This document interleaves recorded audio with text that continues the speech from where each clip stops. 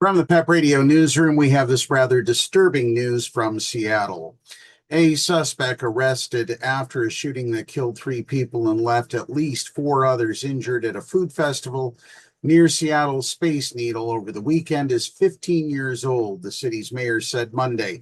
The teen was being held in juvenile detention for investigation of firearms violations and first-degree assault and was due to appear in court Monday afternoon, Mayor Katie Wilson said at a news conference. Authorities are still looking for a second suspect. Investigators believe the two suspects were shooting at each other, and although one remained on the loose, Seattle Assistant Police Chief Tyrone Davis told a news conference Sunday night that there was no ongoing threat to the public. Police did not have a description of the outstanding suspect, he said. We're still trying to figure this out, Davis said. Police did not immediately respond to phone and email messages early Monday. Two people died at the scene and the third died at a hospital. They were described as two men, ages 19 and 44, and a 56-year-old woman. The four wounded, including a 2-year-old boy, were hospitalized. The boy was in satisfactory condition Monday. The others, two men ages 23 and 27, and a woman, age 39, were discharged, a hospital spokesperson said. Davis couldn't say Sunday night whether any of the victims were involved in the confrontation. Vendors who fled, abandoning their food booths, were cleaning up Monday. A candlelight vigil was planned Monday night at the center's International Fountain. The gunfire erupted around 6 p.m. Sunday in the waning hours of the Bite of Seattle, an annual 3-day festival that draws hundreds of food and retail vendors and performers. Dozens of officers were providing security at the event, and some saw one of the suspects firing, Davis said. One suspect surrendered at the scene, but the other fled. A large number of police and emergency crews responded and began evacuating the area around the sprawling Seattle Center campus.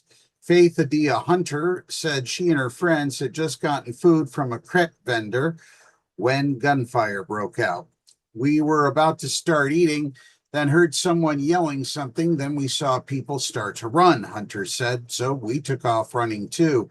We were right next to him when it started, so we took off running, Hunter added. Hunter said that in the scramble to find safety, she and others ran into the nearby Seattle Children's Museum. In the chaos, many vendors bolted toward the exits, abandoning their food stands. Hours later, some milled outside the police tape, wondering when they would be allowed to collect their tents, food, and cooking gear. Roberto Ramirez, a vendor at the event, said he heard what sounded like firecrackers before people began yelling "shooter" and frantically running.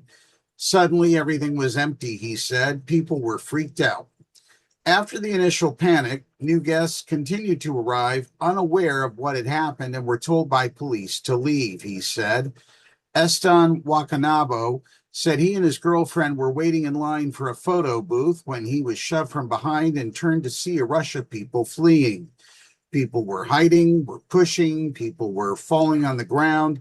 Baby strollers were falling, Wakanabo said, adding that was when he heard the gunshots.